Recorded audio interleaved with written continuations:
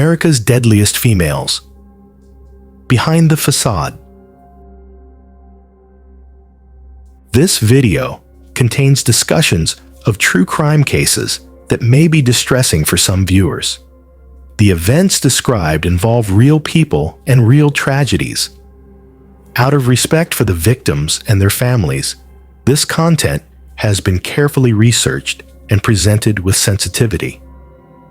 Viewer discretion is advised.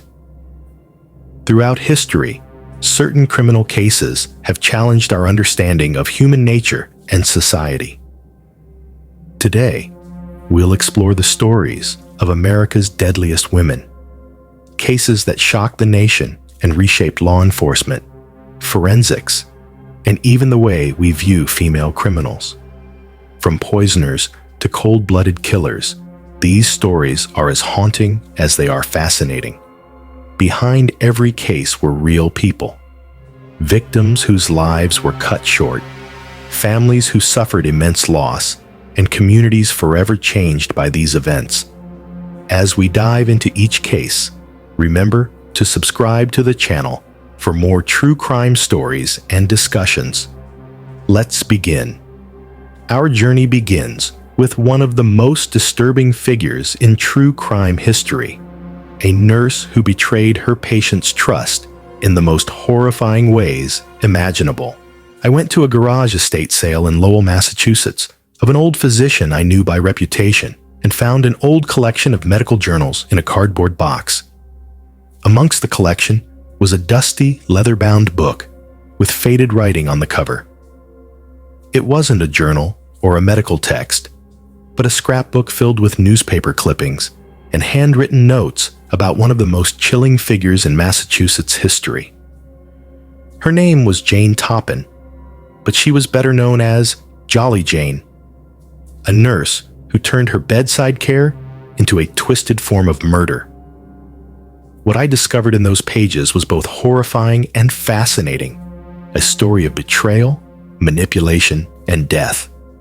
Tonight, I'll take you through the life and crimes of Jane Toppan, a woman whose cheerful demeanor hid an unfathomable darkness. Jane Toppan was born Honora Kelly in 1857 in Boston, Massachusetts.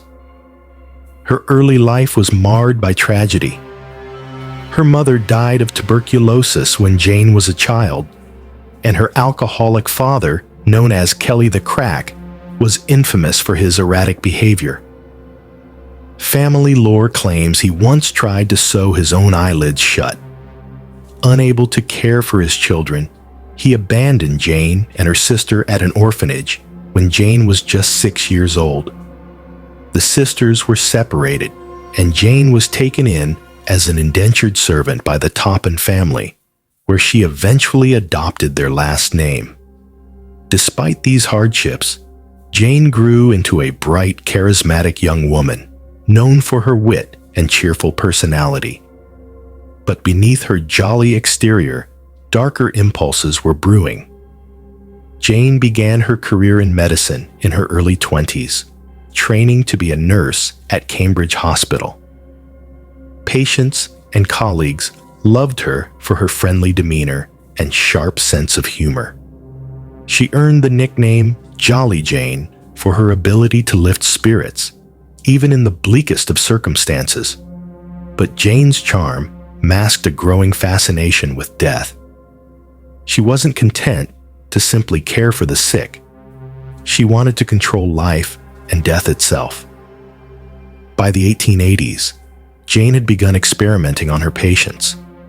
She used her access to medications to test the effects of morphine and atropine, two drugs with opposite effects on the nervous system.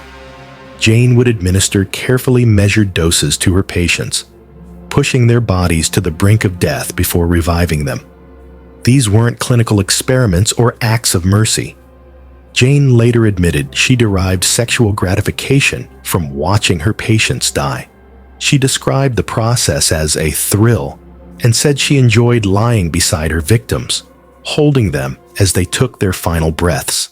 Her victims were often vulnerable individuals, elderly patients, terminally ill people, or those who trusted her care. Jane was known to stay close to her victims in their final moments, earning her a reputation as a compassionate nurse. But her motives were anything but kind. Jane admitted that her murders weren't always premeditated. Sometimes, she simply decided on a whim that it was someone's time to die. "It's my duty," she would later say in interviews, "to relieve them of their suffering."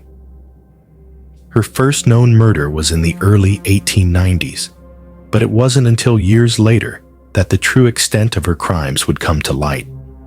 Jane's reign of terror reached its peak when she began targeting people she knew personally.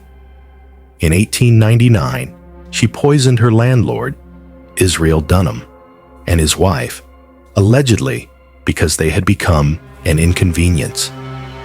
In 1901, Jane moved in with her foster sister, Elizabeth Brigham, who had been suffering from depression.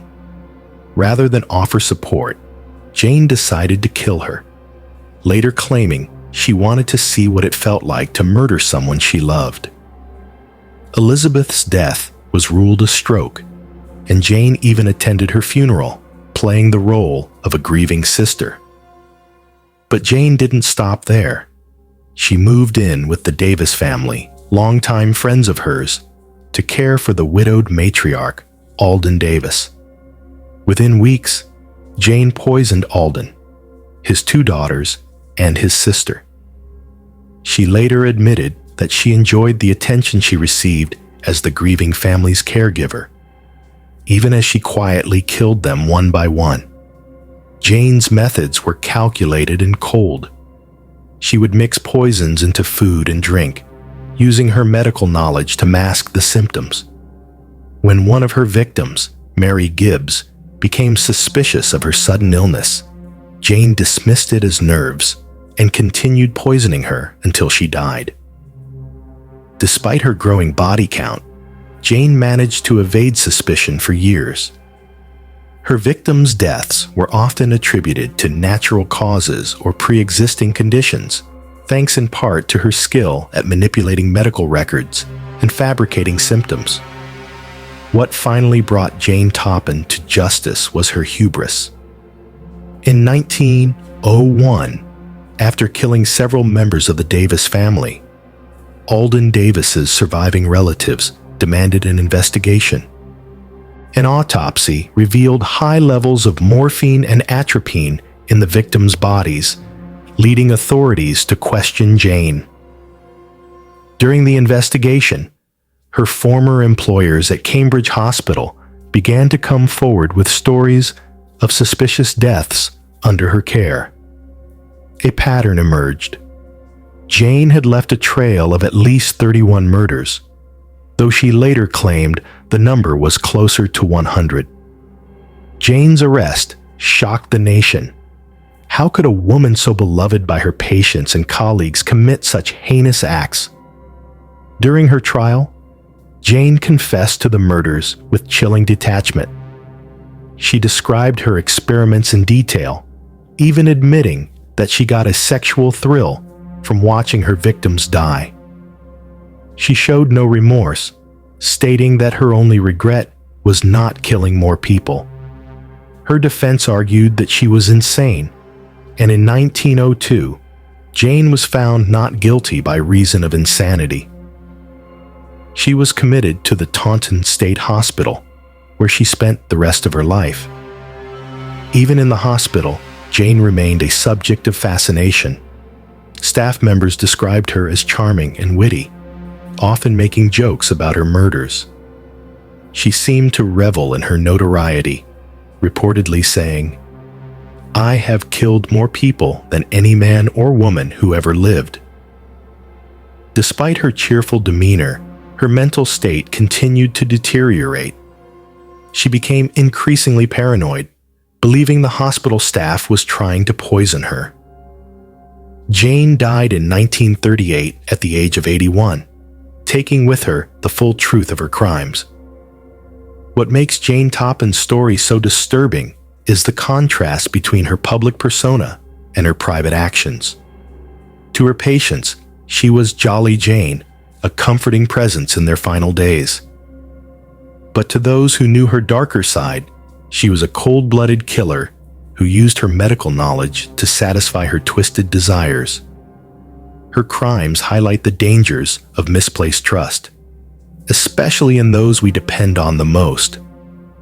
As I closed the scrapbook, I couldn't shake the image of Jane Toppan, a woman who turned the act of caregiving into a weapon. Her story is a chilling reminder that evil can hide behind a smile, and that even those who seem to bring comfort can harbor the darkest of intentions.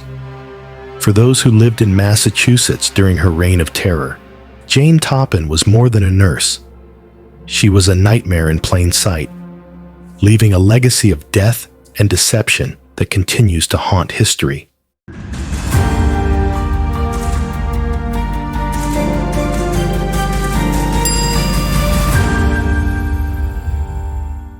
It began in the attic, that forgotten, dust-choked space where the past lay hidden. I had been helping my grandmother clear out her old house in LaPorte, Indiana, a home that had stood through generations of family history. The attic was filled with relics of a time long gone. Yellowed photographs, trunks with broken latches, and furniture draped in moth-eaten sheets. That's when I found it. A leather-bound journal. Its cover cracked and worn, lay buried beneath a stack of newspapers from the early 1900s. The air seemed to shift as I picked it up, and the weight of it was almost unnerving. Brushing off decades of dust, I uncovered the faded inscription on the first page. April 15th, 1908. What I thought would be an afternoon of cleaning turned into a descent into one of America's darkest legends. This journal wasn't just any journal. It belonged to my grandmother's aunt, a woman who had lived next door to Belle Gunness, the infamous Beast of LaPorte. April 16th, 1908. Something terrible happened at the Gunness farm last night. The whole town is talking about the fire. Sheriff Smutzer came by asking questions about Belle. Martha next door says they found bodies in the ash. But that's not even the worst of it. They're digging in her yard now. Joe from the general store says they found a man's boot with a foot still in it. Growing up, I'd heard whispers about Belle. Stories traded like campfire tales on cold Indiana nights. But this journal was different. It was a first-hand account, its pages trembling with fear, disbelief, and horror from someone who had lived through it. Belle Gunness moved to LaPorte in 1901, a widow with 3 children in tow. At first, she seemed like any other newcomer, eager to build a life in the quiet farming community. But there was something about her that unsettled people.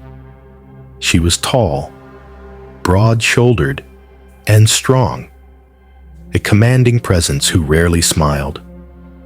Her neighbors described her as hardworking, but distant, a woman who preferred the company of her farm animals to idle chatter. Not long after her arrival, tragedy struck. Belle's original farmhouse burned to the ground. She claimed the fire was an accident, and with the insurance payout, she rebuilt on the same property, a larger, more prosperous-looking home. This pattern followed Belle throughout her life. Misfortune always seemed to strike, yet she emerged unscathed, richer, and more powerful. Her second husband, Peter Gunness, died in a bizarre accident. Struck by a falling meat grinder, she said. His family didn't believe her, but Belle was never charged. Instead, she collected another hefty insurance check and continued her life as though nothing had happened. April 28th, 1908. They say it's worse than anyone imagined. The sheriff's men keep digging, and the number of bodies keeps growing. Poor Ray Lamphere is in custody, but folks are whispering that Belle planned it all. Some say she's not even dead. The headless body in the ruins, it wasn't her. That's when the men started arriving. Belle's courting system was simple but effective. She placed ads in Norwegian-language newspapers, seeking wealthy suitors for marriage. Lonely men from across the country responded, bringing their life savings to her farm in hopes of a fresh start. None of them ever left. Neighbors began noticing strange things. Belle bought large quantities of lye, a chemical used to dissolve organic material. At night, foul odors drifted from her hog pen. Men were seen arriving at her farm, but no one ever saw them leave. One of those men was Andrew Helgelian. He came from South Dakota, lured by Belle's promises of love and prosperity. When his letters to his brother stopped abruptly, the family demanded answers, and authorities uncovered the grim truth. May 10th, 1908. The sheriff says Belle had a system. She placed ads promising love and happiness. These men came with their life savings, thinking they'd found a new beginning. She fed them, worked them, and then she killed them. They're finding watches, wedding rings. Anything that could identify them was stripped away. The journal recounted the discoveries in shocking detail. Investigators unearthed body after body from Belle's farm. Some were buried in shallow graves, others hidden beneath layers of debris. The victims had been bludgeoned, poisoned, or suffocated, then dismembered. Among them was Andrew Helgelian, whose brother's persistence had exposed Belle's crimes. But he was just one of many. Ray Lamphere, Belle's farmhand, was arrested for arson after Belle's farmhouse burned to the ground. Inside the charred ruins, authorities found the bodies of Belle's 3 children and a headless woman. They assumed the woman was Belle, but doubt soon crept in. The headless body didn't match Belle's size. Her dental records didn't align. Witnesses claimed to have seen Belle boarding a train to Chicago the night before the fire, carrying a small black bag. June 2nd, 1908. The talk won't die down about Belle possibly being alive. That headless body, some say it was too small to be her. And why would Ray burn the house with her children inside? He loved her. He wouldn't have hurt those kids. During his trial, Ray confessed to helping Belle bury bodies. He said she had a plan to fake her death and escape, though no one could prove it. What became of Belle Gunness remains one of America's great mysteries. Some believe she fled to Norway. Others think she vanished into the crowds of Chicago, blending in with a new identity. But her farm remains a haunting reminder of the horrors she committed. Even now, over a century later, locals speak of strange lights moving across the fields at night. Travelers slow their cars as they pass, their imaginations running wild. June 10th, 1908. I walked past the farm today. The ground is all torn up. 11 separate graves. The apple trees are blooming, the same trees they found bodies buried under.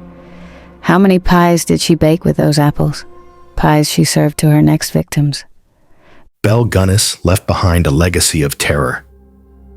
As one of America's most prolific female serial killers, she claimed the lives of at least 14 people, though the true number may never be known. Whether she died in 1908 or escaped to start anew, one thing is certain: the Beast of La Porte will never be forgotten.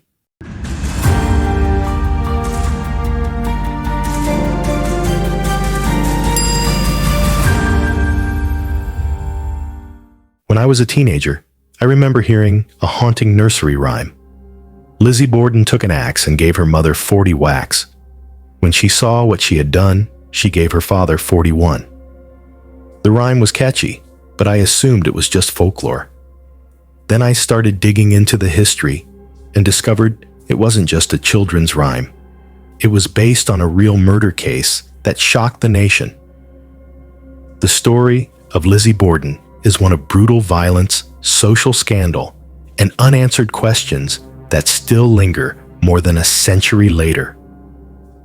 Tonight, I'll take you through the infamous case of Lizzie Borden, separating fact from fiction and exploring the dark secrets behind one of America's most enduring mysteries.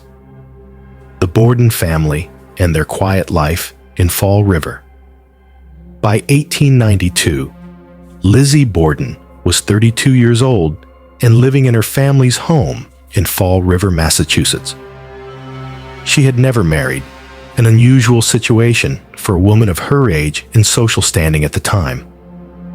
Lizzie lived with her father, Andrew Borden, her stepmother, Abby Borden, and her older sister, Emma, who was often away visiting friends. The Bordens were wealthy, but their home was modest compared to the sprawling mansions of Fall River's elite. Andrew was notoriously frugal, refusing to upgrade the house with modern amenities like indoor plumbing, despite their financial means. Lizzie's relationship with her stepmother was strained at best. By all accounts, Lizzie despised Abby, whom she believed had married Andrew for his money. Tensions in the household were high, particularly over issues of inheritance. Andrew had recently given a property to Abby's relatives, a move that enraged both Lizzie and Emma. The two sisters felt their stepmother was gaining control over the family's wealth, and Lizzie's resentment toward Abby only deepened. The Borden family seemed outwardly respectable, but beneath the surface, their home was a pressure cooker ready to explode. The grisly murders on August 4th, 1892. The morning of August 4th, 1892, began like any other. Andrew Borden left the house to run errands in town, while Abby stayed home to manage the household. Bridget Sullivan, the family's maid, was tending to chores, despite feeling unwell in the sweltering summer heat. Lizzie claimed to have been in the barn behind the house, searching for fishing weights. By 9:30 a.m., the day took a horrific turn.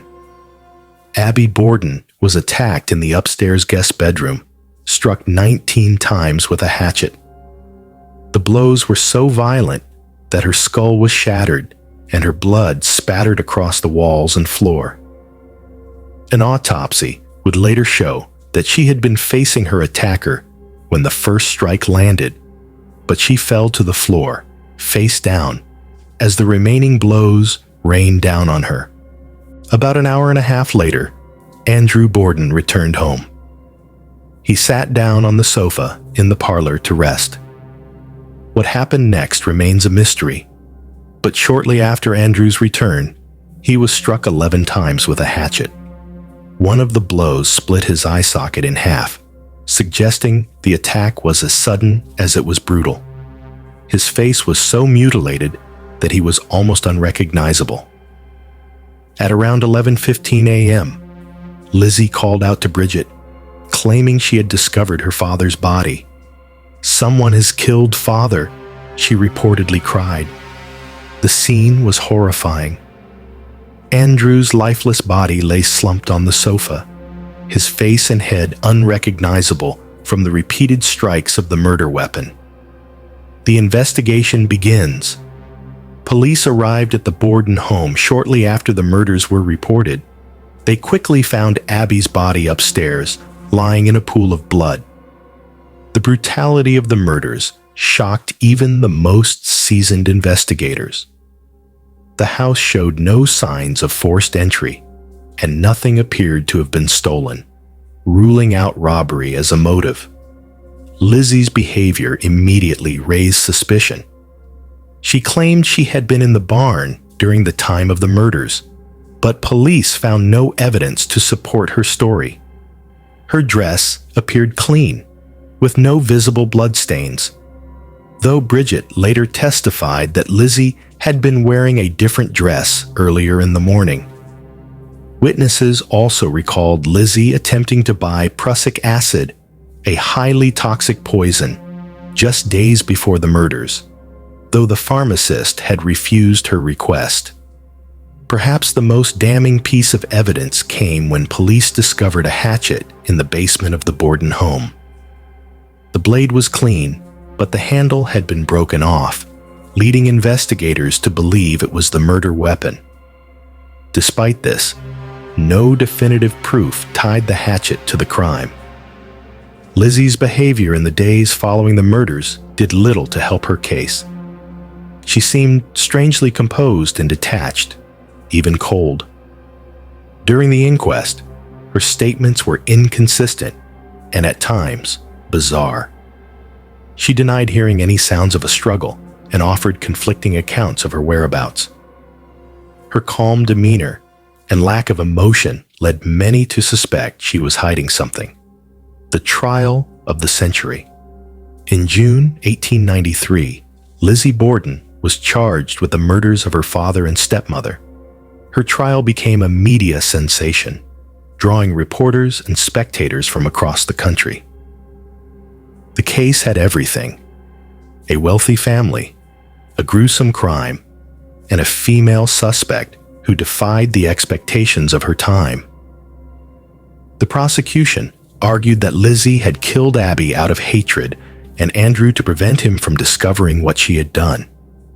They presented evidence of Lizzie's attempts to purchase poison, the suspicious hatchet found in the basement, and her inconsistent testimony.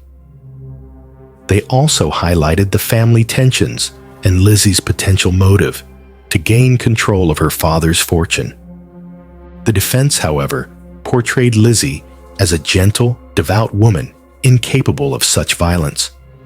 They argued that no woman of her social standing could commit such a brutal crime, an idea that resonated with the all-male jury. The defense also questioned the reliability of the evidence, pointing out the lack of witnesses and the absence of blood on Lizzie's clothing. After just 90 minutes of deliberation, the jury acquitted Lizzie of all charges. The verdict shocked the nation. While some celebrated her innocence, others were convinced she had gotten away with murder.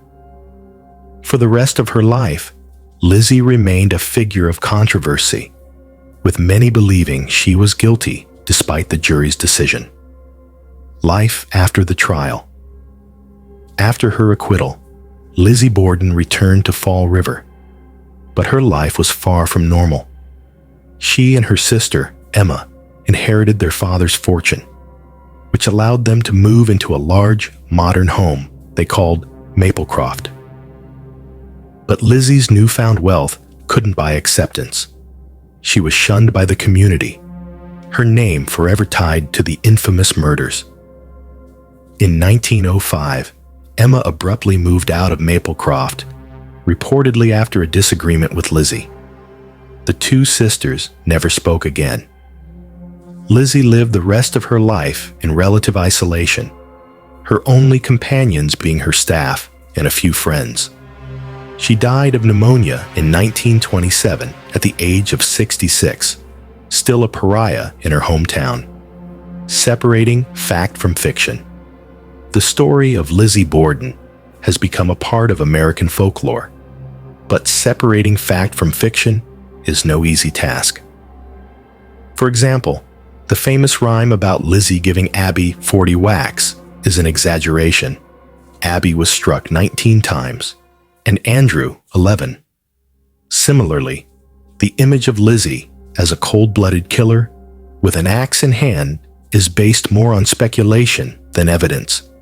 While Lizzie's guilt remains unproven, there are several theories about what really happened that day in August 1892.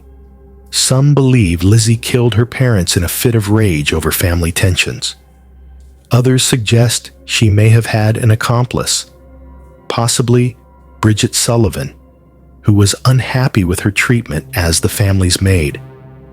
There's even a theory that someone outside the household committed the murders, though this seems unlikely, given the lack of forced entry.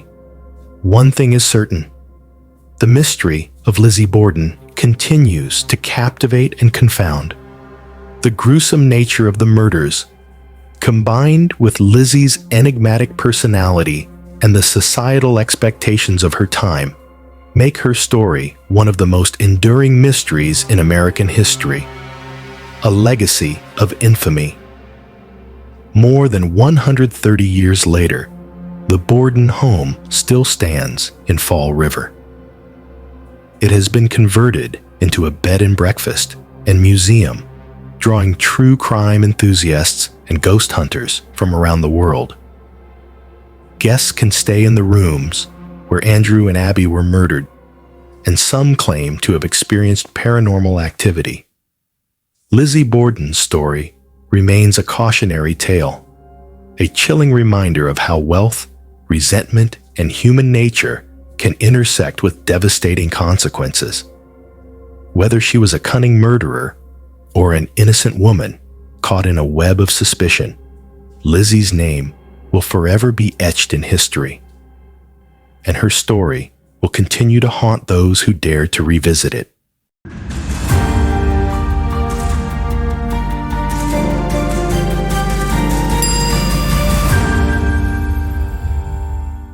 While cleaning out my grandmother's old cedar chest in Los Angeles, I stumbled across a stack of brittle, yellowed newspaper clippings, each one tied to a name I'd vaguely heard whispered in family stories: Louise Peete.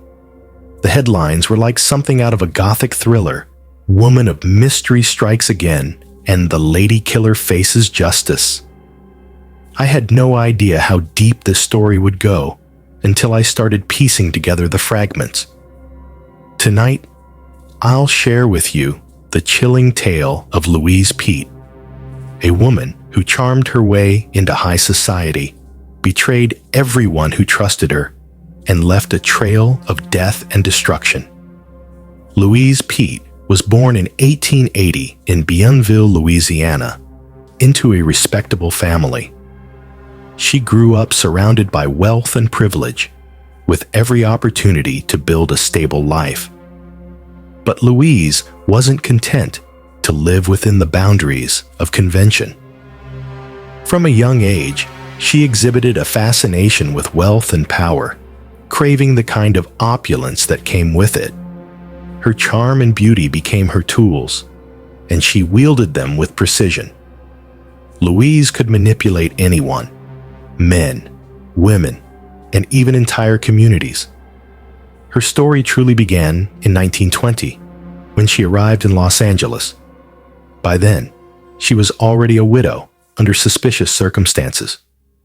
Her first husband had reportedly died by suicide, but rumors circulated that Louise had driven him to it. Whether or not that was true, Louise had no trouble moving on.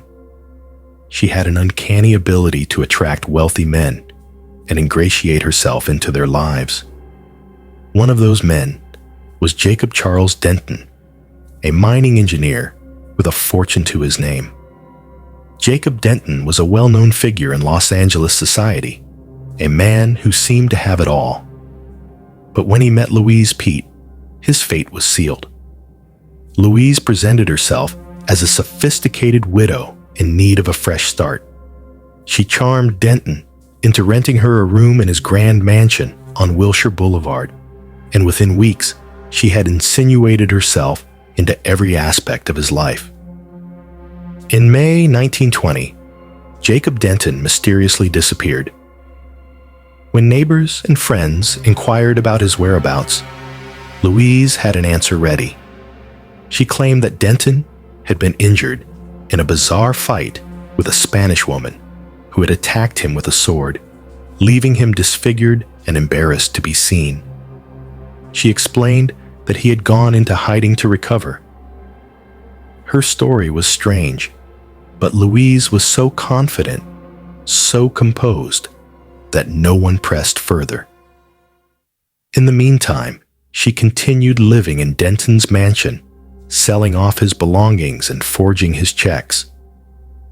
Months later, When Denton's friends demanded an investigation, police searched the house and discovered his decomposed body buried in a basement storage room.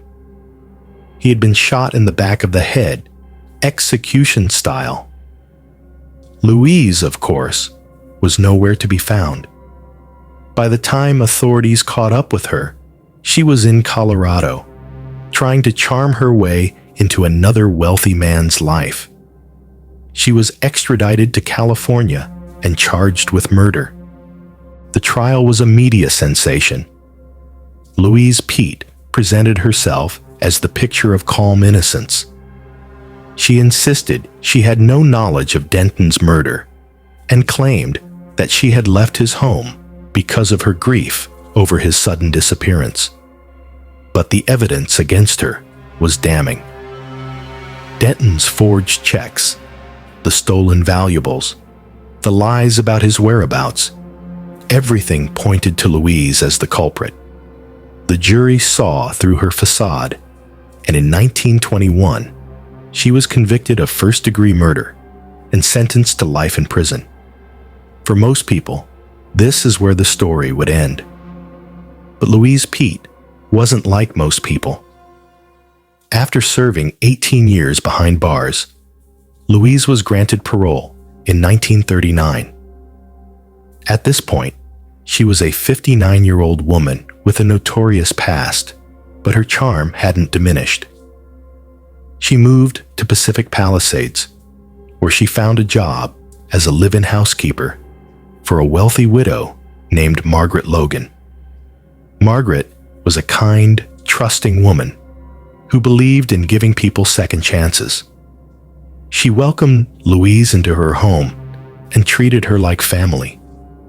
But Louise had no intention of starting fresh. Old habits die hard, and Louise quickly began scheming. She convinced Margaret to sign over control of her finances, promising to manage her money and property. Before long, Louise was forging Margaret's signature on checks, draining her bank accounts, and living off her wealth. Just as with Jacob Denton, Louise's greed soon turned deadly. In 1944, Margaret Logan disappeared under suspicious circumstances. When neighbors asked about her absence, Louise claimed that Margaret had gone to Arizona for health reasons. But Margaret's friends grew concerned when they stopped receiving letters from her. Suspicion mounted, and police began investigating. What they found was disturbingly familiar. Margaret Logan's body was discovered buried in the backyard of her own home. Like Denton, she had been shot in the head. The trail of evidence led straight to Louise Peete, who had been living in Margaret's house and using her money in the weeks after her disappearance. Louise was arrested once again, and this time, her crime shocked even the most hardened investigators. The trial that followed was another media frenzy. Reporters flocked to the courthouse, eager to cover the story of the elderly woman who had become a two-time killer. Louise, now in her 60s, tried to use her age and frailty to gain sympathy. But her cold, calculated actions spoke louder than her words. Witnesses testified about her manipulative behavior, and the evidence against her was overwhelming. In 1945, Louise Peete was convicted of murder for the second time and sentenced to death. Louise spent her final years on death row at San Quentin State Prison. Even in prison, she maintained her composure, never admitting guilt and showing no remorse for her actions. On April 11th, 1947, Louise Peete was executed in California's gas chamber. She was the first woman to be executed in the state since 1893, and her death marked the end of one of the most infamous crime sprees in California history. But even in death, Louise Peete left behind unanswered questions.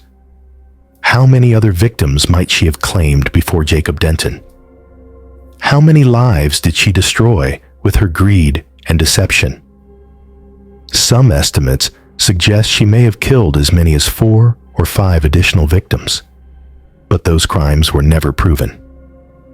What makes Louise Peete's story so chilling is her ability to manipulate those around her. She wasn't violent or erratic. She was calculated, patient, and methodical. She used charm and intelligence to gain the trust of her victims, only to betray them in the most brutal way possible. Her crimes weren't crimes of passion. They were premeditated acts of greed, carried out with chilling precision. As I put the clippings and notes back into the cedar chest, I couldn't stop thinking about the lives Louise Peete destroyed. She wasn't just a murderer. She was a predator who thrived on trust and generosity. Her story is a stark reminder that appearances can be deceiving, and that the most dangerous people often hide in plain sight. Even today, the name Louise Peete serves as a cautionary tale, a reminder of how far someone will go for money and power. For the victims she left behind, and for the communities she deceived, her legacy remains one of betrayal and loss.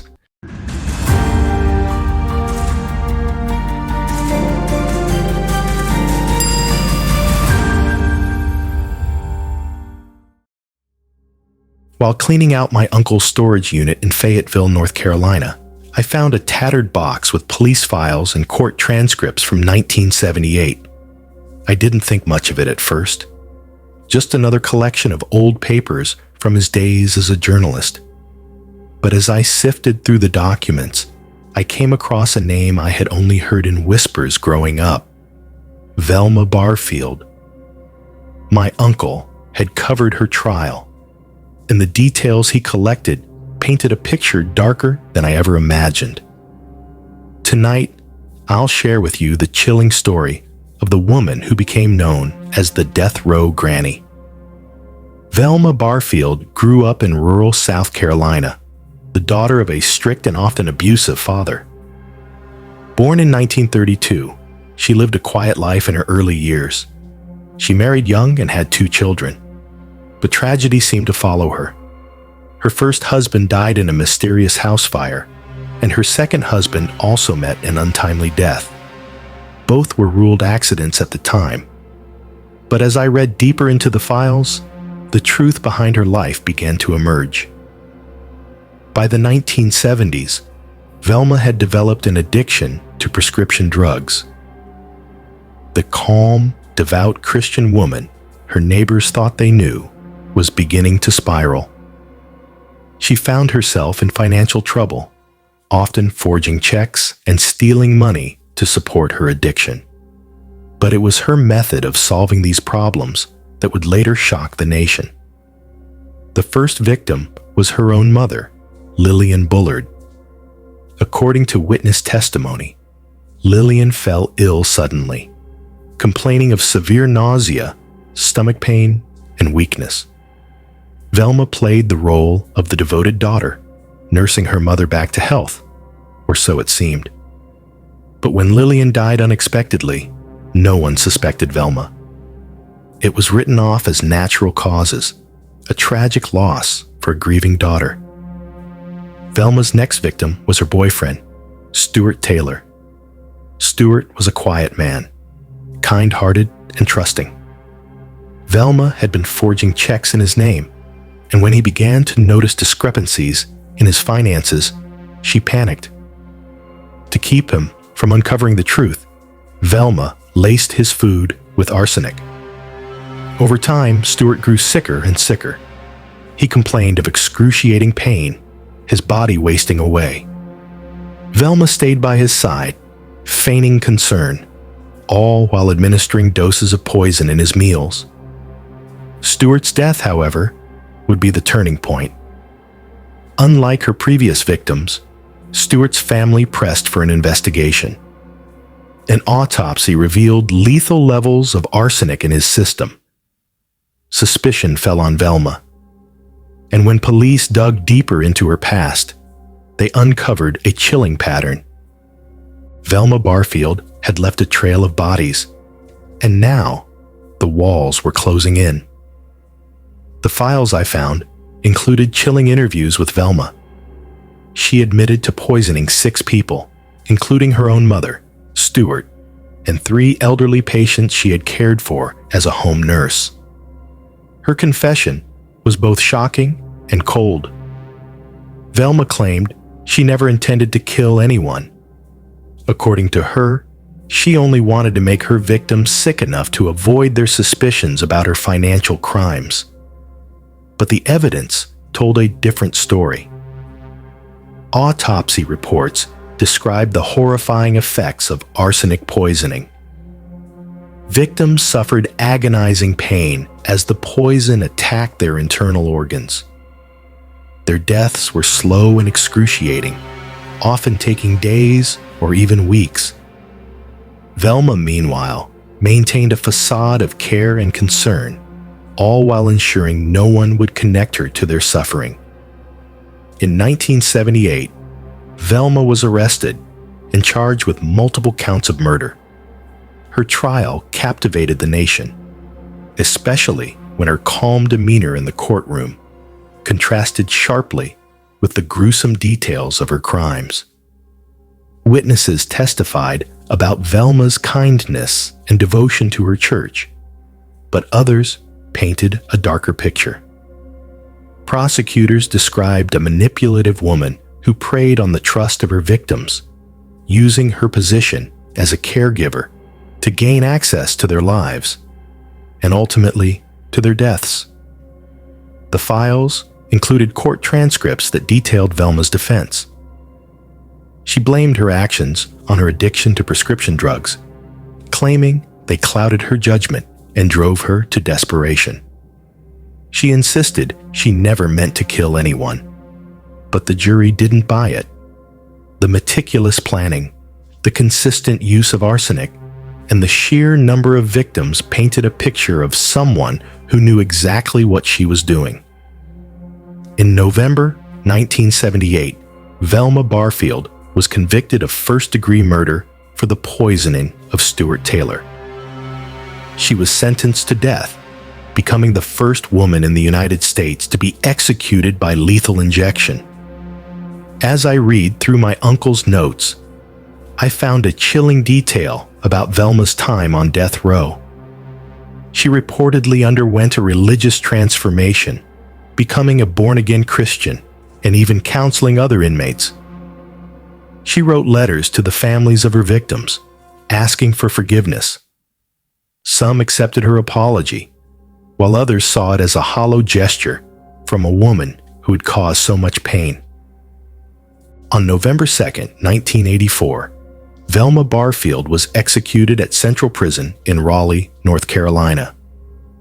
Witnesses described the scene as eerily quiet. Velma declined a last meal and chose instead to pray with a minister. Her final words were, "I want to say that I'm sorry for all the hurt I've caused." Her execution marked a grim milestone in American history. Velma Barfield was the first woman in the U.S. to be executed by lethal injection, a method that was seen at the time as more humane than the electric chair. But for the families of her victims, her death brought little closure. The scars left by her actions would remain for generations. As I closed the box of files, I couldn't shake the image of Velma Barfield, the sweet, grandmotherly woman who used arsenic as her weapon of choice. She didn't fit the typical profile of a serial killer. There was no bloodlust, no thrill-seeking. Instead, her crimes were driven by greed, desperation, and a willingness to exploit the trust of those closest to her. Velma's story is a chilling reminder that evil doesn't always wear a monstrous face. Sometimes, it looks like the person who sits beside you in church, the neighbor who offers you a kind word, or even the grandmother baking cookies in her kitchen. In the end, it wasn't her addiction or her circumstances that defined her. It was her choices. The files I found in that storage unit have stayed with me, They tell a story not just of Velma Barfield, but of the lives she destroyed and the pain she left behind. Fayetteville may be a quiet town today, but the shadow of Velma's crimes lingers, a reminder that darkness can hide in the most unexpected places.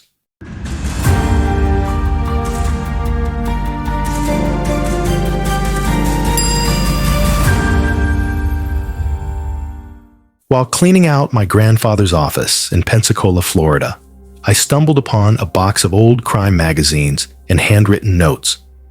At first, I assumed they were part of his hobby.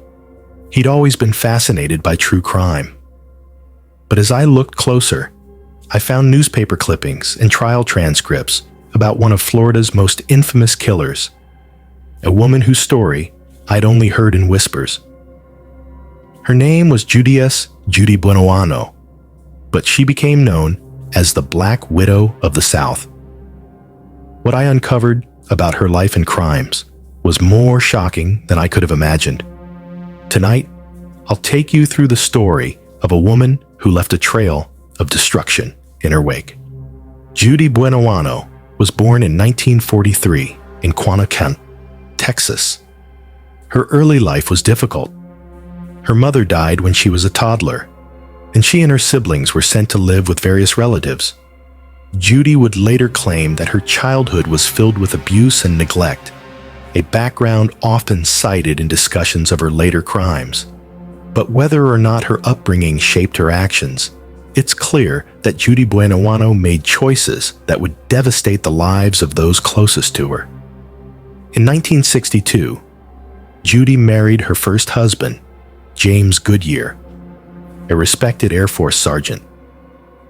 To the outside world, they seemed like a normal, happy family. The couple settled in Orlando, Florida, and had a son, Michael, along with 2 other children. But in 1971, just a few months after James returned from serving in Vietnam, he fell mysteriously ill.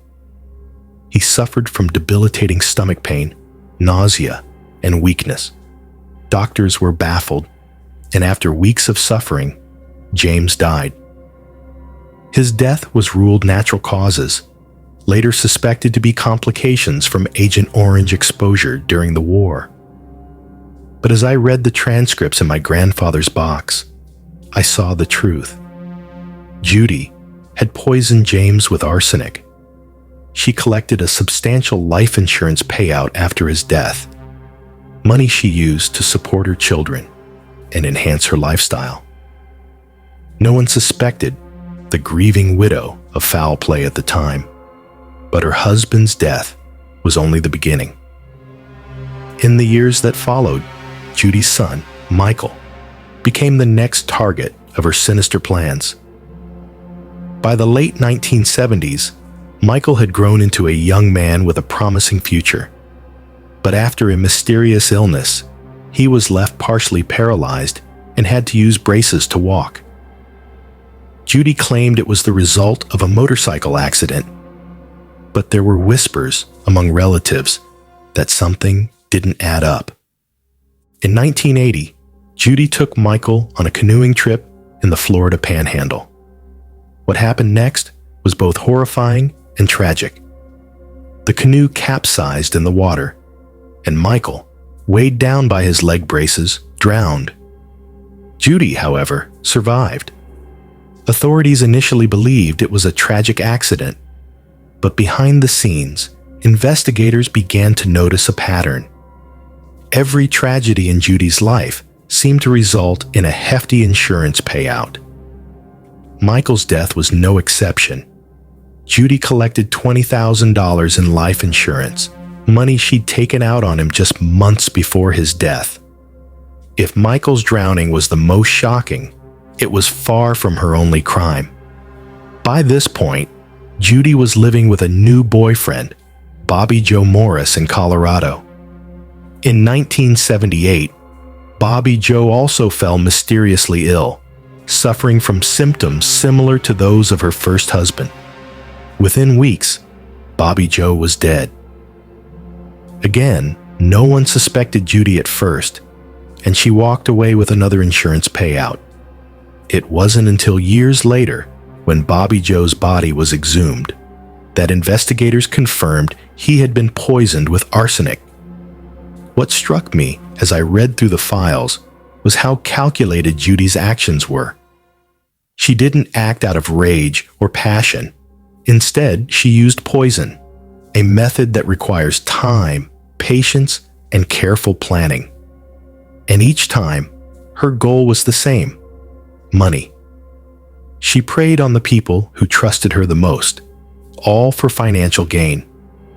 Judy's crimes didn't stop with Bobby Joe. In 1983, she became engaged to John Gentry, a successful businessman in Pensacola. But John began noticing strange things about Judy. She encouraged him to take vitamins that she prepared for him, which made him feel sick. He started to grow suspicious, and his fears were confirmed when his car exploded one day in a parking lot. John survived the blast and told authorities that Judy had been acting strangely in the weeks leading up to the incident. An investigation revealed that she had rigged the car with a bomb in an attempt to kill him. It was John's survival that finally brought Judy's crimes to light. Police began to dig into her past, uncovering a disturbing trail of dead husbands, boyfriends, and even her own son. The evidence was overwhelming. Toxicology reports confirmed arsenic poisoning in multiple victims, and investigators discovered that Judy had taken out life insurance policies on nearly everyone who had died under her care. Her method was always the same. She gained her victims' trust, poisoned them slowly, and profited from their deaths. In 1984, Judy Buenoana was arrested and charged with multiple counts of murder, attempted murder, and insurance fraud. Her trial was a media sensation. The public was captivated by the story of a woman who looked like an ordinary middle-aged grandmother, but had committed such heinous crimes. In court, prosecutors described her as a cold, calculating killer who used charm and deception to get what she wanted. Judy, for her part, showed little emotion during the trial, maintaining her innocence and blaming the deaths on bad luck or other circumstances. The jury didn't believe her. Judy was convicted of multiple murders and sentenced to death. She spent over a decade on death row, appealing her conviction and maintaining her innocence. But in 1998, her time ran out. On March 30th of that year, Judy Buenoana became the first woman in Florida to be executed in the electric chair since 1848. Her execution marked the end of one of Florida's most infamous murder cases. But even after her death, questions lingered about how many lives she had truly taken. Some estimates suggest she may have killed as many as 10 people, though only 3 murders were confirmed in court. What is certain is that Judy's crimes left a trail of devastation that extended far beyond her immediate victims. Families were shattered, lives were ruined, and the small towns she lived in would never forget the shadow she cast. As I put the files back into the box, I couldn't stop thinking about the duality of Judy Buenoana's life. To the outside world, she was a caring mother, a loving partner, and a hard-working woman. But behind closed doors, she was the Black Widow of the South, a woman who saw the people in her life not as loved ones, but as opportunities. Her story is a chilling reminder of how appearances can be deceiving, and how evil can hide in plain sight. The name Judy Buenoana may not be as well known as other serial killers, but her crimes remain some of the most shocking in American history. Her life serves as a dark chapter in the history of Florida, a story of greed, betrayal, and murder that will never be forgotten.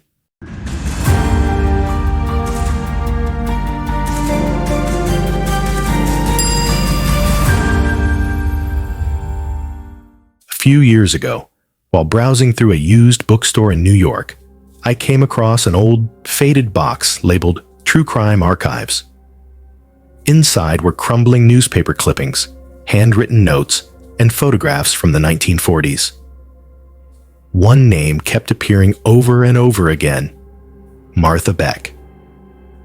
As I sifted through the materials, I realized I had stumbled onto the twisted story of one of America's most infamous criminal duos, Martha Beck and Raymond Fernandez, better known as the Lonely Hearts Killers. What I found told a chilling story of betrayal, manipulation, and cold-blooded murder. Tonight, I'll take you through their crimes and the tragic path that led Martha Beck to the electric chair at Sing Sing. Martha Beck was born in Milton, Florida in 1920. Her early life was anything but easy. She grew up in poverty, facing ridicule from her peers because of her weight and awkward demeanor. Martha endured physical and emotional abuse from her family, and as she grew older, the scars from her upbringing shaped her personality. Despite her intelligence, she was reportedly an excellent student. Martha's self-esteem was shattered, and she became desperate for love and acceptance. In her early 20s, Martha trained as a nurse and eventually found work at a hospital. Her colleagues described her as competent but moody. During World War II, she briefly married a man, but the relationship ended as quickly as it began, leaving her a single mother of 2 children. By the late 1940s, Martha was living a lonely, difficult life, yearning for romance and stability. Her life took a dark turn when she answered a personal ad placed by Raymond Fernandez in 1947. Raymond Fernandez was a smooth-talking con man who preyed on lonely women. Born in Hawaii in 1914, Fernandez had a troubled past of his own. A head injury during his time as a merchant marine reportedly altered his personality, leaving him manipulative and devoid of empathy. After serving time in prison for theft, Fernandez developed a scheme to defraud women by placing personal ads in Lonely Hearts columns, claiming to be a charming widower looking for love. He would gain their trust, steal their money, and vanish without a trace. When Martha met Fernandez, she was immediately smitten. His charm and confidence filled the emotional void in her life, and she quickly fell under his spell. Fernandez, in turn, realized that Martha's devotion could be useful. Rather than scam her like the others, he made her his partner in crime. Martha abandoned her children and moved to New York to be with Fernandez.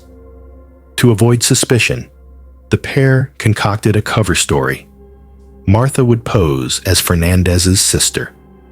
Together, they began targeting lonely, vulnerable women through personal ads.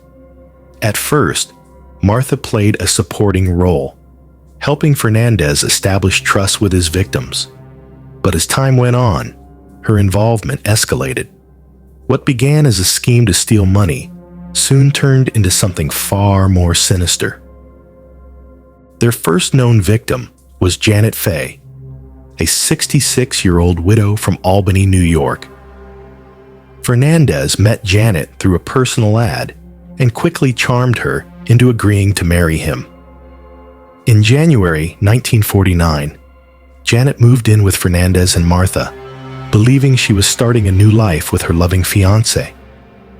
But when Janet grew suspicious of Fernandez's intentions, things took a dark turn. During an argument, Martha flew into a rage and struck Janet in the head with a hammer. Fernandez finished the job by strangling her with a scarf.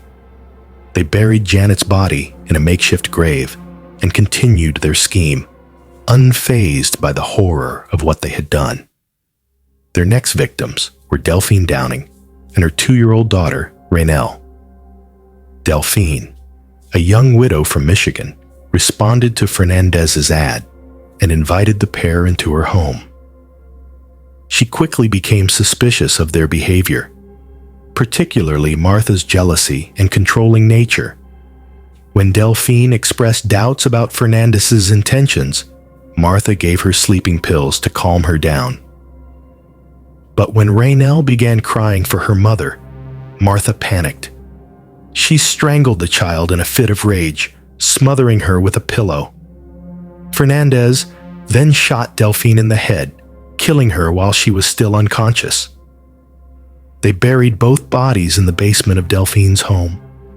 The murders of Delphine and Raynell were particularly horrifying. This wasn't just about money anymore. This was about control and power. Martha, who had once seemed like a desperate woman longing for love, was now a full participant in Fernandez's killing spree. Her willingness to kill, even a child, showed how far she had fallen under his influence. Despite their efforts to cover their tracks, Fernandez and Martha's crimes began to catch up with them. In March 1949, neighbors of Delphine Downing grew suspicious of her sudden disappearance and alerted the police. When officers arrived at her home, they discovered the graves in the basement and immediately arrested Fernandez and Martha. During their interrogation, Fernandez confessed to the murders in shocking detail, and Martha, ever loyal to him, followed suit. Their trial in New York was a media circus. Reporters couldn't get enough of the bizarre, almost theatrical relationship between Martha and Fernandez. Martha's jealousy, Fernandez's arrogance, and their gruesome crimes captivated the public. Prosecutors argued that the pair had no regard for human life, targeting vulnerable women and using Martha's role as Fernandez's sister to gain their victims' trust. The evidence against them was overwhelming, and their own confessions sealed their fate. Throughout the trial, Martha displayed an unsettling devotion to Fernandez. She claimed she would have done anything for him, even kill. "I loved him more than I loved my own children," she reportedly said. This twisted loyalty became a central theme of their story. Martha's willingness to abandon her morality, her family, and her humanity for a man who saw her as nothing more than a tool. In 1951, both Martha Beck and Raymond Fernandez were convicted of murder and sentenced to death. They were executed side by side in the electric chair at Sing Sing Prison on March 8, 1951. Martha's final words were haunting. "What does it matter who is to blame? My story is a love story, but only those tortured with love can understand what I mean."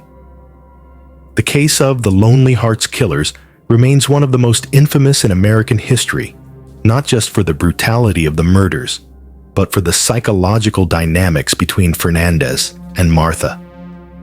Their crimes were calculated and predatory, targeting women who were already vulnerable and seeking companionship. But what makes their story so chilling is the way their twisted relationship fueled their crimes. Martha, a woman who once seemed like a victim of circumstance, became a willing accomplice in Fernandez's schemes, driven by a desperate need for his approval. The evidence suggests that Fernandez and Martha may have killed as many as 20 women, though only a handful of murders were ever confirmed. Their victims were often middle-aged or elderly widows, women who had already endured loss and heartbreak. Fernandez used their loneliness against them, promising love and security while plotting their deaths. And with Martha by his side, he was able to escalate his crimes in ways he likely never could have alone. As I left the bookstore with the box of archives, I couldn't shake the feeling that Martha Beck's story was a cautionary tale. She wasn't a monster in the traditional sense. She was a woman whose longing for love and acceptance led her down a path of unimaginable darkness. But that doesn't absolve her of her crimes. She made a choice, again and again, to put her loyalty to Fernandez above the lives of their victims. The story of Martha Beck and Raymond Fernandez is a reminder that evil doesn't always appear as a lone predator. Sometimes it's a partnership, a shared hunger for power, control, or love that destroys everything in its path. For the women who fell victim to the Lonely Hearts Killers, and for the child who never had a chance to grow up, their story serves as a chilling warning about the dangers of misplaced trust. Even today, the names Martha Beck and Raymond Fernandez send shivers down the spines of those who hear them. A legacy of betrayal and blood that will never be forgotten.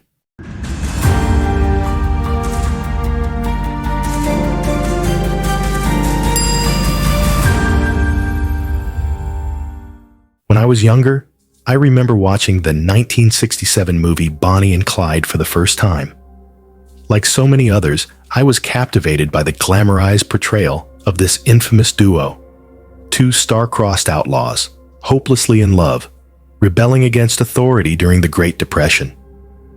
But as I grew older and began delving into true crime stories, I realized the truth about Bonnie Parker and Clyde Barrow was far darker than Hollywood's romanticized depiction. What I discovered was a tale of desperation, violence, and betrayal. Tonight, I'll help separate fact from fiction and explore the real story of Bonnie Parker, one half of America's most notorious criminal duo. Early life of Bonnie Parker. Bonnie Parker was born on October 1st, 1910, in Rowena, Texas. Her early life was far from glamorous. When Bonnie was just 4 years old, her father passed away, leaving her mother to raise 3 children alone. The family struggled financially, eventually moving to a working-class neighborhood in Dallas.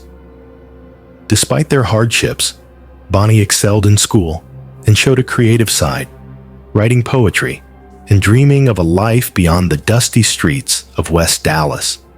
By her late teens, Bonnie had married her high school sweetheart, Roy Thornton, but the marriage quickly soured as Roy's criminal tendencies emerged.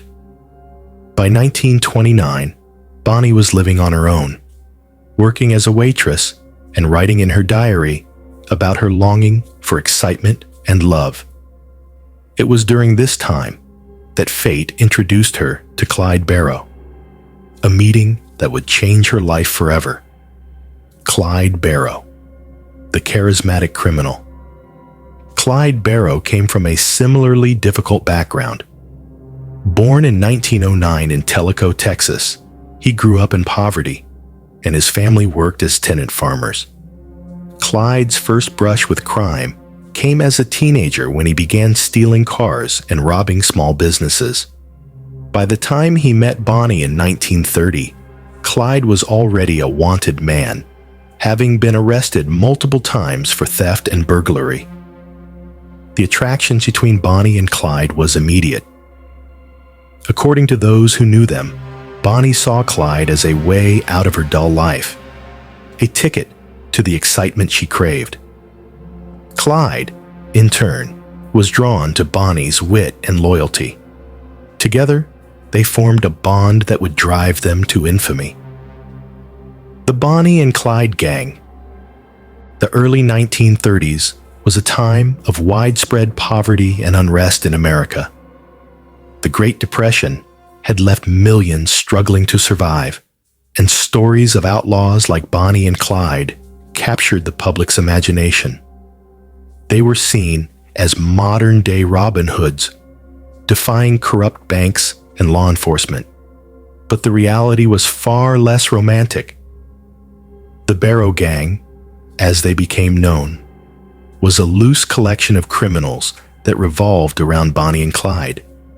Members came and went, but the core was always the two of them.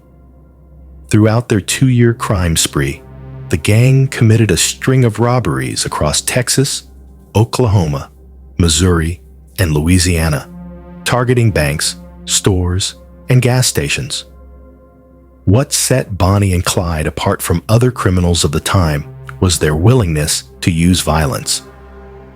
While Bonnie's role in the killings has been debated, Clyde was undoubtedly the triggerman in most cases.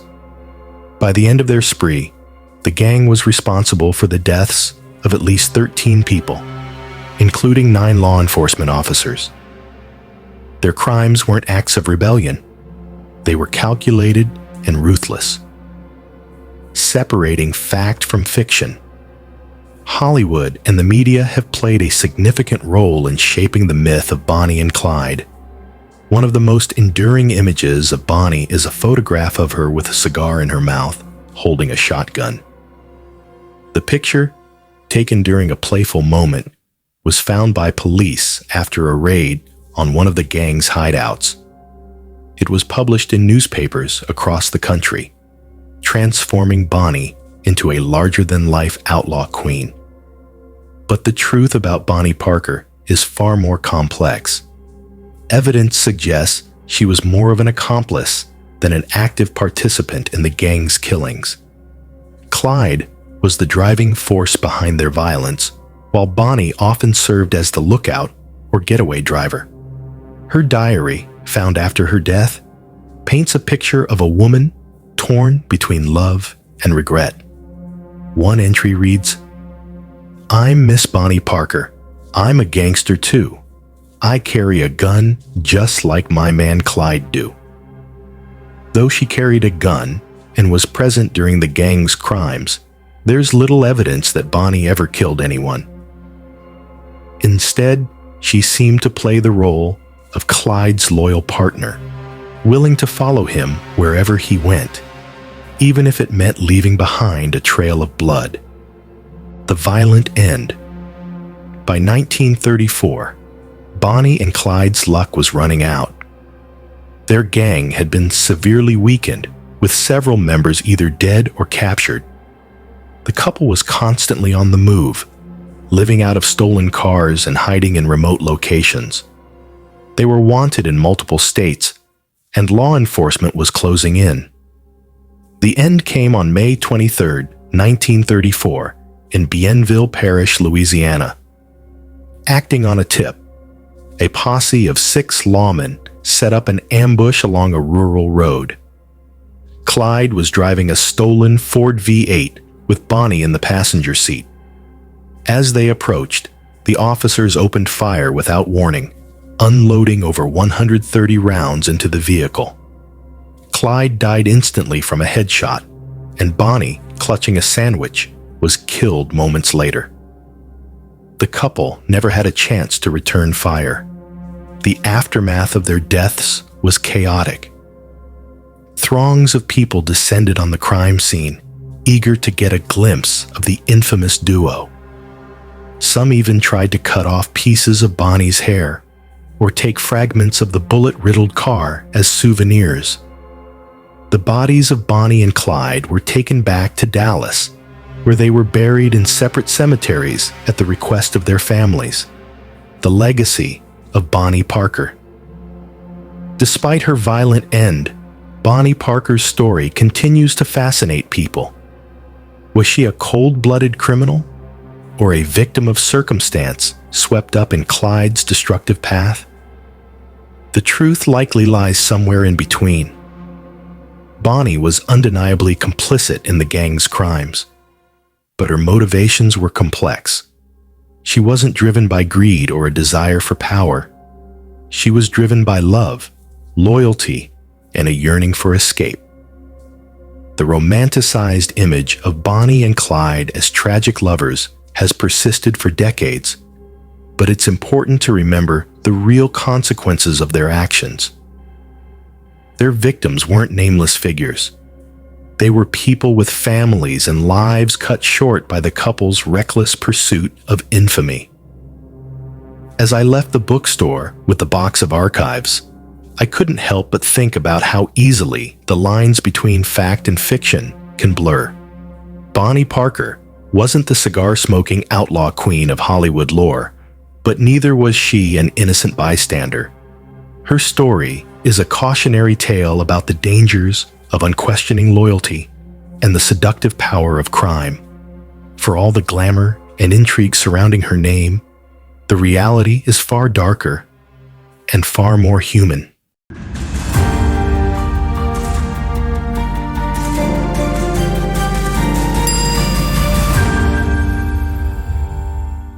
Scrolling through an article about women on death row, I came across the name Blanche Taylor Moore. She's a name I hadn't heard before, yet her story was as chilling as any in true crime history. Known as the Black Widow of North Carolina, Blanche poisoned those closest to her over decades, using arsenic to slowly destroy the lives of the people who trusted her most. What makes her case even more unsettling is that, as I write this in January 2025, Blanche Taylor Moore is still alive today, sitting on North Carolina's death row as its oldest female inmate. Tonight, I'll take you through the story of a woman who left a trail of death and betrayal across 2 decades, and how she almost got away with it. Blanche's early life. Blanche Kaiser was born in 1933 in Concord, North Carolina, and raised in a strict religious household. Her father, Parker Kaiser, was a mill worker and Baptist preacher, but he was also an alcoholic who subjected his family to abuse. Blanche grew up surrounded by hardship, and her father's cruelty left lasting scars on her psyche. Despite these difficulties, Blanche appeared to lead a normal life. She attended church regularly and eventually married James Taylor, a man she described as kind and hardworking. For many years, Blanche lived what seemed to be an ordinary life in Burlington, North Carolina. She worked at Kroger, a local grocery store, and was known as a friendly and outgoing employee. But underneath her warm and sociable demeanor, Blanche harbored a dark side, one that would later make her infamous: the start of the killings. Blanche's first marriage to James Taylor seemed stable on the surface, but their relationship was far from perfect. In 1973, James fell mysteriously ill, complaining of severe stomach pain, vomiting, and weakness. Doctors were baffled by his symptoms, which worsened over several months until James finally died in October of that year. His death was attributed to a heart attack, but in hindsight, it bore all the hallmarks of arsenic poisoning. At the time, no one suspected Blanche of wrongdoing. She perfectly played the role of the grieving widow, leaning on her community and her faith to endure the loss. But James Taylor's death was only the beginning, a pattern of death. Over the next 2 decades, those closest to Blanche began dropping like flies. Her father, Parker Kaiser, died in 1966, reportedly after ingesting a bowl of stewed prunes Blanche had prepared for him. While his death was initially chalked up to old age, it was later suspected that Blanche had poisoned him to escape his abusive behavior. Blanche's mother-in-law, Isla Taylor, also died under mysterious circumstances after suffering from symptoms consistent with arsenic poisoning. Again, Blanche's involvement went unnoticed, as the deaths were attributed to natural causes. The pattern continued with several boyfriends, all of whom developed unexplained illnesses after getting involved with her. Blanche's next long-term partner, Raymond Reed, worked with her at Kroger. Their relationship seemed happy at first, but Reed soon began complaining of stomach pain, fatigue, and other symptoms. Unbeknownst to him, Blanche had been lacing his food with arsenic, slowly poisoning him over time. By 1986, His health had deteriorated so badly that he was hospitalized. Despite receiving treatment, Reed died after a prolonged illness. Even at this point, Blanche managed to avoid suspicion. Her calm demeanor and religious devotion made it difficult for anyone to believe she was capable of such heinous acts. She attended church regularly, quoted scripture, and presented herself as a caring, loving partner. But beneath the surface, Blanche was a cold and calculating killer. The investigation begins. Blanche might have continued her killing spree indefinitely, if not for the death of another romantic partner, Reverend Dwight Moore, who narrowly survived her attempts to poison him. The two had begun dating in the late 1980s, and Blanche once again portrayed herself as a devout and supportive companion. But shortly after their relationship became serious, Moore started to experience severe gastrointestinal symptoms. Unlike her previous victims, Moore survived long enough for doctors to notice something unusual. Lab tests revealed alarmingly high levels of arsenic in his system, so high that it was clear the poisoning was intentional.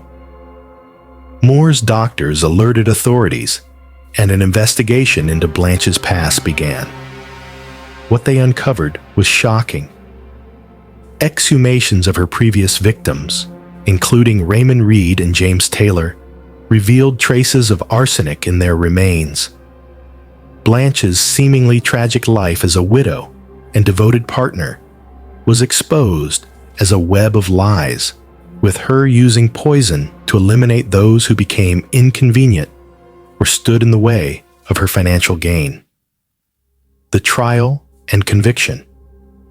Blanche Taylor Moore was arrested in 1989 and charged with first-degree murder for the death of Raymond Reed.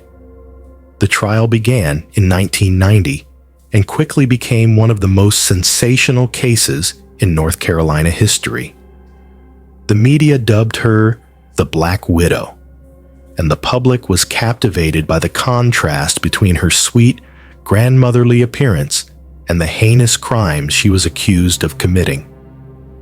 Prosecutors argued that Blanche's motive was simple: greed. She poisoned her victims to gain access to their life insurance policies, pensions, and savings.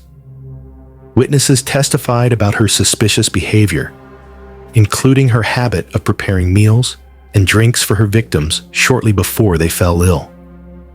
Toxicology reports provided damning evidence, confirming lethal levels of arsenic in the bodies of her former husbands and boyfriends. Throughout the trial, Blanche maintained her innocence, insisting that she had no idea how arsenic had entered her victims' systems.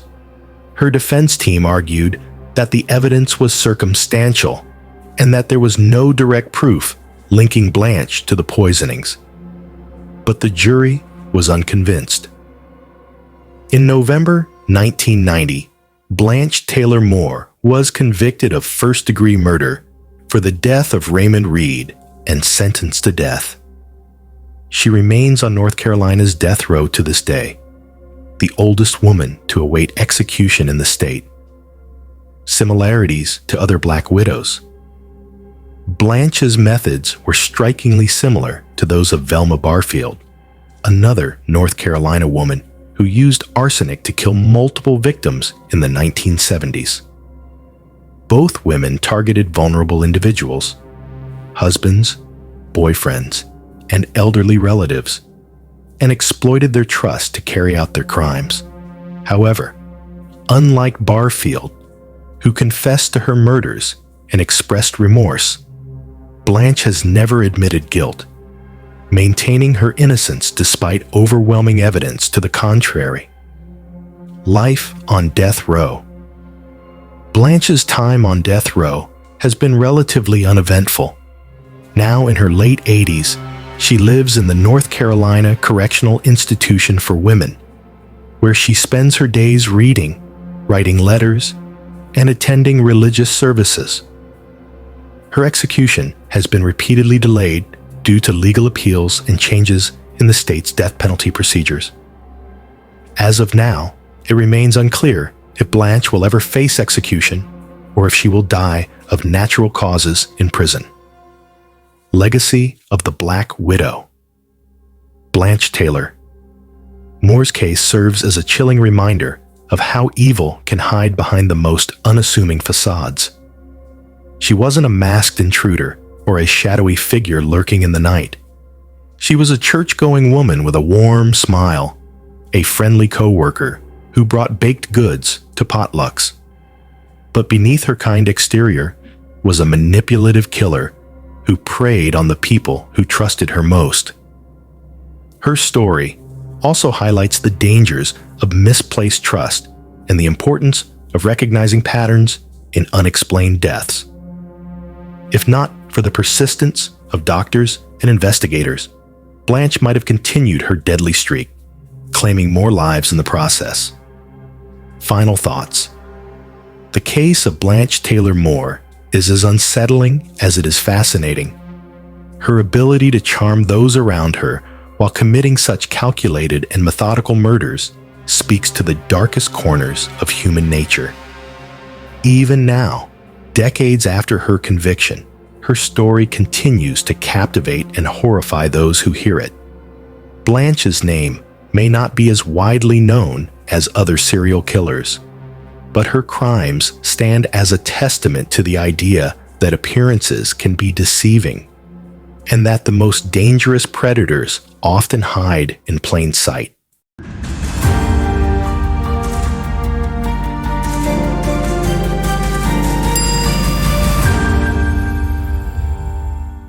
A few months ago, I was scrolling through social media when I stumbled upon a true crime discussion about a seemingly sweet elderly woman who turned out to be one of America's most cold-blooded killers. The headline read, "Dorothea Puente, the Death House Landlady." Her story immediately grabbed my attention, and I started digging. What I found was chilling. A woman who preyed on society's most vulnerable, turning her Sacramento boarding house into a house of horrors. Tonight, I'll take you through the story of Dorothea Puente, a killer who hid her evil behind grandmotherly charm. Dorothea's early life. Dorothea Helen Gray was born in Redlands, California, in 1929, during the height of the Great Depression. Her childhood was anything but idyllic. Both of her parents died when she was still young, leaving her to grow up in an orphanage and foster homes. It was a difficult start to life, but Dorothea wasn't one to let hardship hold her back. By her early 20s, she was married, living in California, and had started carving out a life for herself. However, Dorothea's early adult years were marked by instability. She married multiple times, held various jobs, and even served jail time for forging checks.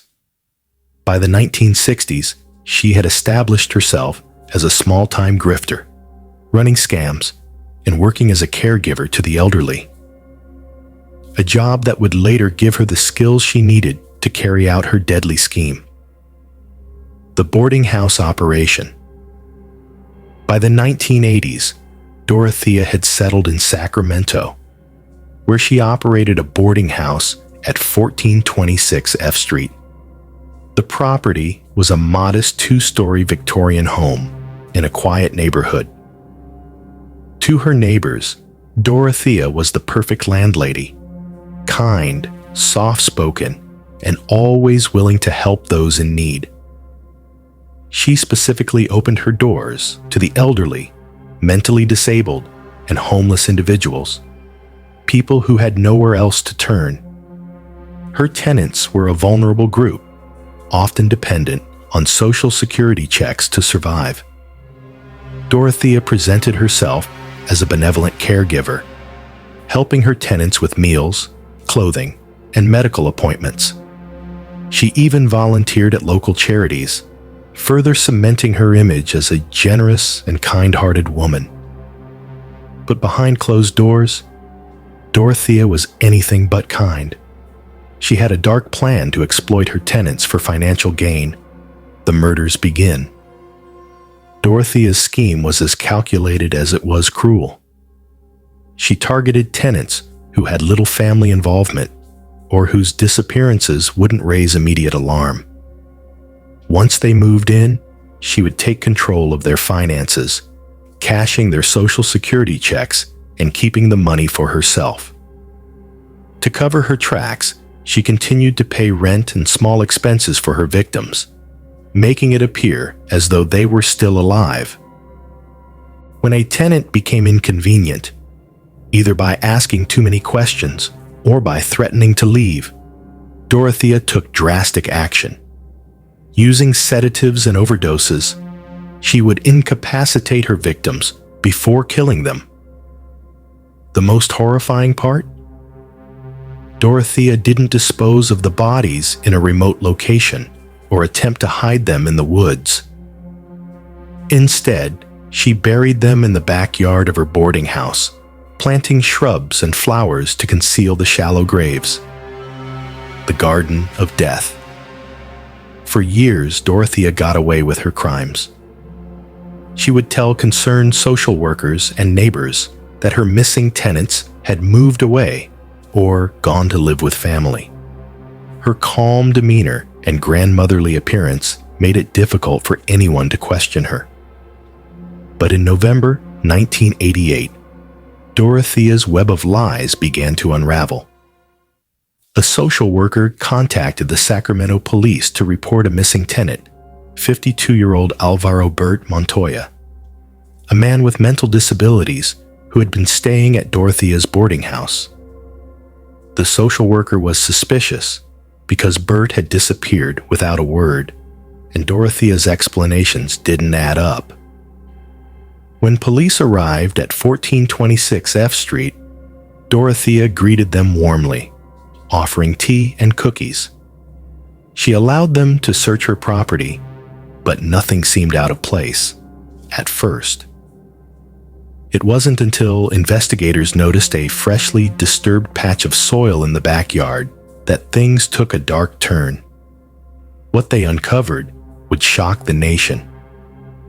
As police dug into the ground, they found the decomposed remains of one of Dorothea's tenants. The investigation quickly escalated, and over the following days, police unearthed 7 more bodies, each buried in shallow graves around the property. The chase and arrest. Despite the overwhelming evidence against her, Dorothea managed to charm her way into temporarily avoiding arrest. She convinced police that she needed to run errands and promised to return. Incredibly, they allowed her to leave, and she promptly fled to Los Angeles. For 5 days, Dorothea was on the run, staying in motels and trying to avoid detection. But her face was plastered on every news channel, and her story had captivated the country. A man at a bar recognized her from the news and alerted the authorities. Dorothea was arrested shortly thereafter and extradited back to Sacramento. The trial. Dorothea Puente's trial began in 1993 and lasted for 6 months, one of the longest trials in California history.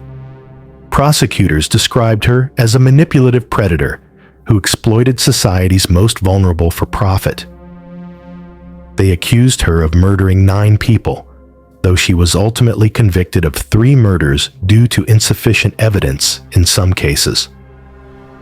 During the trial, Dorothea maintained her innocence, insisting that her tenants had died of natural causes and that she had simply helped bury them to avoid trouble.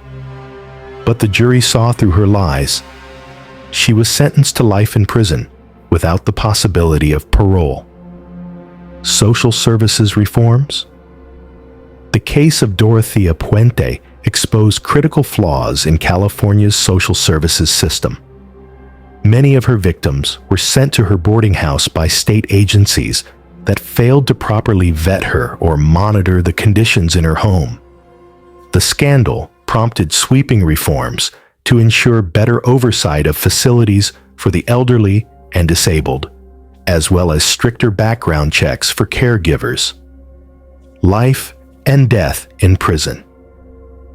Dorothea spent the remainder of her life in the Central California Women's Facility.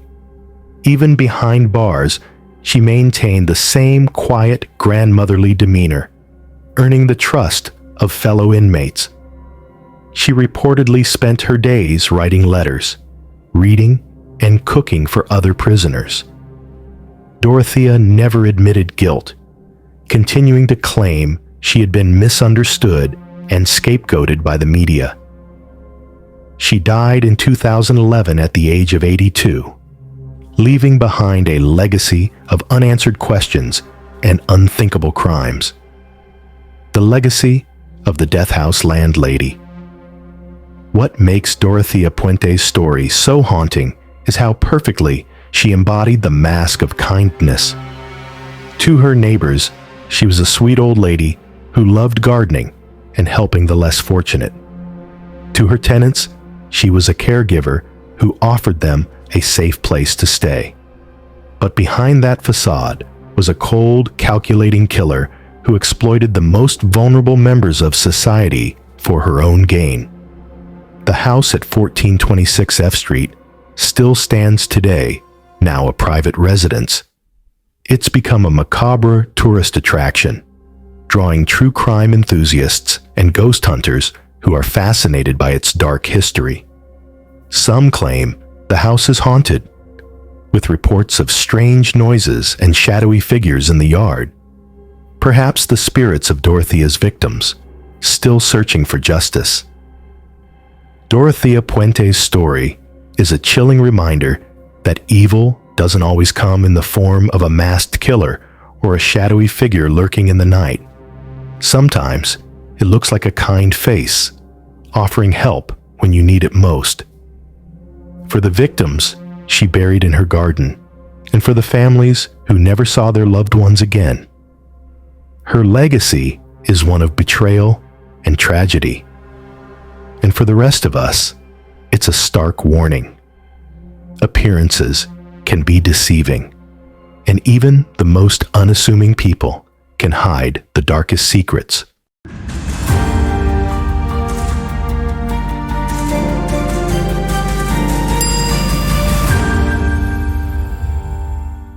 I was reading about Charlize Theron's incredible transformation in the 2003 movie Monster. The way she physically and emotionally became Aileen Wuornos was nothing short of haunting. But as I read more, I learned something even darker. The actress herself had endured a violent and traumatic past, with her own mother killing her abusive father in self-defense. That connection made me think about how someone could channel such a chilling real-life character like Wuornos, who lived a life of violence, betrayal, and desperation. Tonight, we'll dive into the case of Aileen Wuornos, one of America's most infamous female serial killers. Her story spans 1989 to 1990 in Florida, a tale of heartbreak, brutality, and a warped sense of justice that captivated the nation and inspired one of the most unsettling films in Hollywood history. A dark past, Aileen's early life. Aileen Carol Wuornos was born on February 29, 1956, in Rochester, Michigan, into a life that seemed cursed from the start. Her father, Leo Pittman, was a convicted sex offender who was in prison when she was born. He committed suicide by hanging in his cell when Aileen was just a toddler. Her mother abandoned her and her older brother, leaving them to be raised by their grandparents, who were strict and reportedly abusive. By her early teens, Aileen was living a nightmare. Her grandfather sexually abused her, and according to her own accounts, she became pregnant at the age of 14 after being raped by one of his friends. She was sent to a home for unwed mothers, where she gave birth to a baby boy who was immediately put up for adoption. Shortly afterward, Aileen's grandmother died, and her grandfather kicked her out of the house. Homeless and alone, she began living in the woods and surviving by engaging in sex work. These early years were marked by trauma, abandonment, and violence, an upbringing that seemed to set the stage for the crimes she would later commit. By the time she reached adulthood, Aileen was already hardened by life on the streets, moving from state to state, in and out of jail for petty crimes like theft and assault. Meeting Tyria Moore, a love that fueled the fire. In 1986, Aileen's life took another dark turn when she met Tyria Moore, a hotel maid at a Florida gay bar. The two quickly became inseparable, forming a volatile, codependent relationship. Aileen was fiercely loyal to Tyria, and the couple lived together, surviving off Aileen's sex work and petty scams. But as their financial situation grew desperate, Aileen began to spiral into a dangerous pattern that would make her infamous. Their relationship played a crucial role in the events that followed. Tyria later became a key figure in Aileen's trial, testifying against her in exchange for immunity. But during their time together, Tyria was Aileen's world, the one person she trusted in a life that had taught her to expect betrayal. The highway murders begin. By the late 1980s, Florida's highways were becoming dangerous places. Starting in late 1989, the bodies of middle-aged men began turning up along rural roads. Each victim had been shot at close range with a .22 caliber pistol. The killings followed a pattern. The men were picked up while traveling, robbed, and then executed. At first, police assumed they were dealing with a male serial killer. After all, the idea of a woman committing such violent crimes, especially against strangers, didn't fit the typical criminal profile. But when stolen items belonging to the victim started appearing in pawn shops, police uncovered a shocking lead. Witnesses described a disheveled woman who pawned a man's camera, and the handwriting on the pawn shop slips matched Aileen Wuornos, the arrest and confession. In January 1991, Aileen Wuornos was arrested at a biker bar in Volusia County, Florida. The arrest wasn't for murder, but for an outstanding warrant related to an earlier crime. Police were closing in on her, but they needed more evidence to link her to the murders. They turned to Tyria Moore, who had fled to Pennsylvania by then. In a calculated move, police brought Tyria back to Florida and placed her in a motel under their watch. They convinced her to call Aileen and coax a confession out of her. Over the course of several phone calls, Tyria begged Aileen to help her and take the blame for the killings. Whether out of love or guilt, Aileen confessed, saying she had committed the murders alone to protect Tyria. Her confession shocked the nation. She admitted to killing 7 men: Richard Mallory, David Spears, Charles Carskadden, Peter Seams, Troy Burris, Charles Humphreys, and Walter Antonio. But her motives were murky. Aileen claimed she acted in self-defense, stating that her victims had either tried to rape her or were otherwise violent.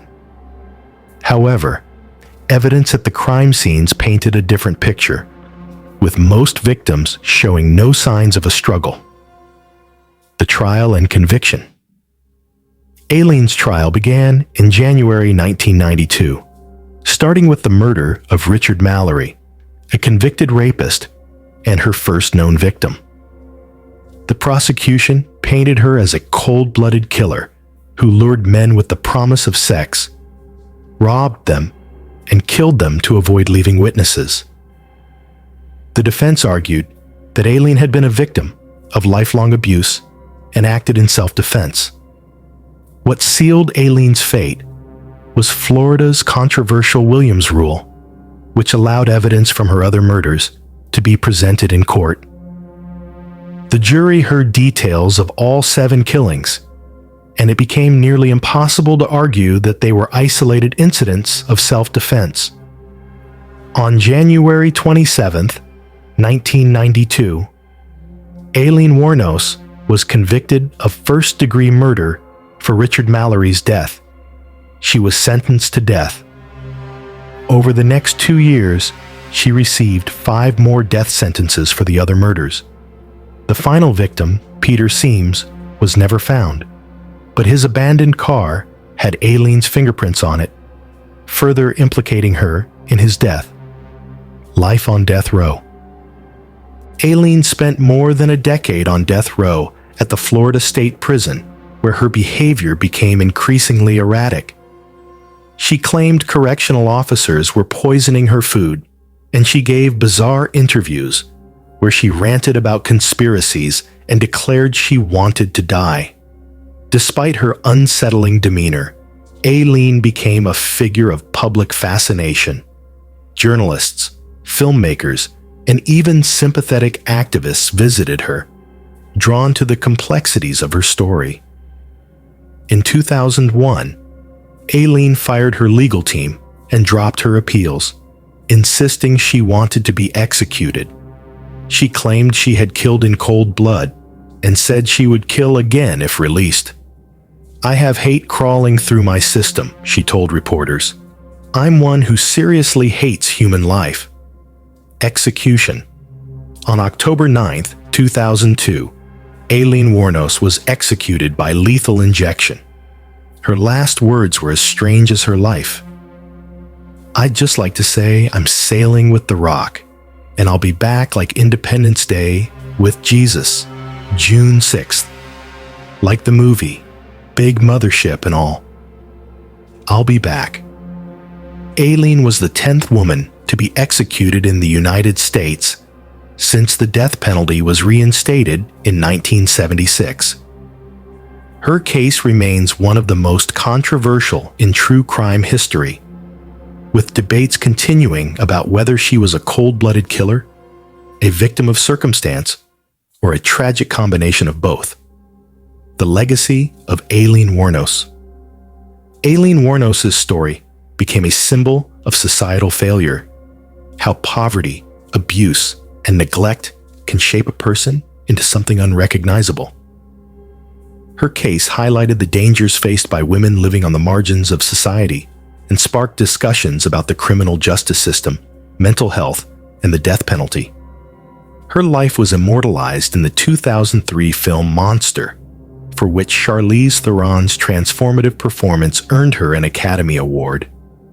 The movie captured Aileen's humanity and monstrosity, showing both her desperation for love and her capacity for violence. However, no movie or book can fully capture the complexities of her story, separating fact from myth. While Aileen's claim of self-defense has been widely discredited, her life and crimes defy easy categorization. Was she a predator who manipulated her past to gain sympathy? Or was she a broken woman who lashed out at a world that had been relentlessly cruel to her? The truth likely lies somewhere in between. What's clear is that Aileen Wuornos' story is a cautionary tale. It's a story of how unchecked trauma can fester and explode, leaving devastation in its wake. It's about how society often fails its most vulnerable, and how those failures can have deadly consequences. Aileen Wuornos wasn't the cigar-smoking outlaw like Bonnie Parker, nor the scheming landlady like Dorothea Puente. She was something different. A killer born from years of abuse, neglect, and survival on the fringes of society. Her story is haunting because it forces us to confront uncomfortable truths, not just about her, but about ourselves and the world we live in.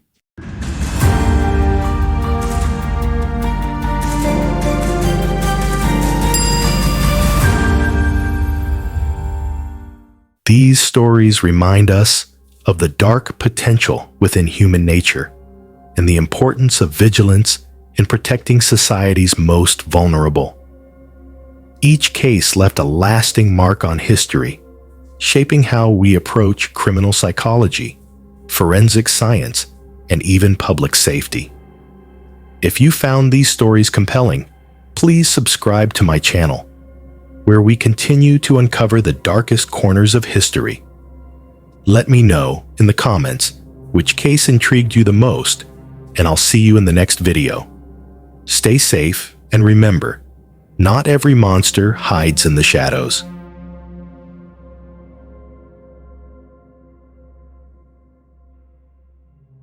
She called 911, but no one came.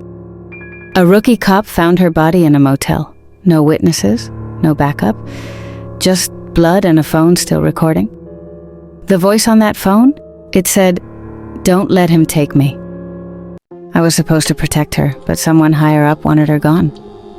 They shut me down. My partner got shot, and the guy calling the shots, he wore a badge too. That's when I learned justice doesn't wait for permission. Some cases stay with you. This one never left.